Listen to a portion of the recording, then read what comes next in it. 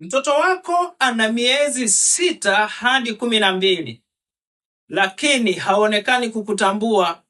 Hajui kama wewe ni mama yake na wala hajui kama wewe ni baba yake.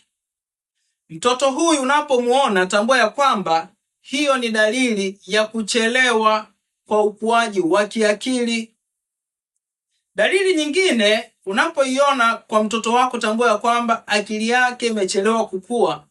Ni pale ambapo mtoto anashindwa kuelewa maagizo rahisi ambayo umempatia.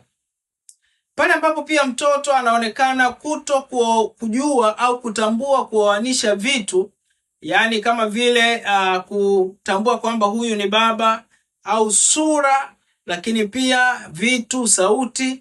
Tambua ya kwamba huyo mtoto amechelewa katika ukuaji wake kiakili. Na pale mtoto anapochelewa kutambua kama huyu ni baba au ni mama au hata kuwatambua ndugu zake, tambua ya kwamba huyo mtoto ni kwamba yupo katika changamoto ya uchelewaji wa ukuaji kiakili.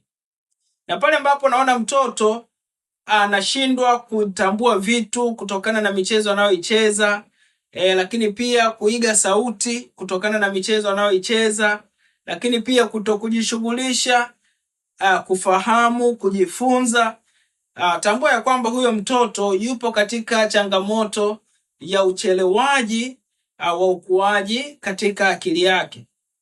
Sasa mzazi, jitahidi kumsaidia mtoto wako. Hebu jaribu kucheza naye, na ukicheza naye ukamuongelesha, utaweza kutambua kama mtoto wako kama akili yake inakuwa vizuri, kama akili yake inakuwa inavyotakiwa kukua kulingana na umri wake au ni vinginevyo. Na unapogundua kwamba mwanao ana changamoto ya tatizo la ukuaji wa kiakili, basi tunaweza tukawasiliana nikakusaidia namna na jinsi ambavyo tunaweza tukamsaidia mtoto huyu akaweza kuwa na afya njema. Kumbuka ya kwamba mtoto mwenye afya ni ushindi wa familia.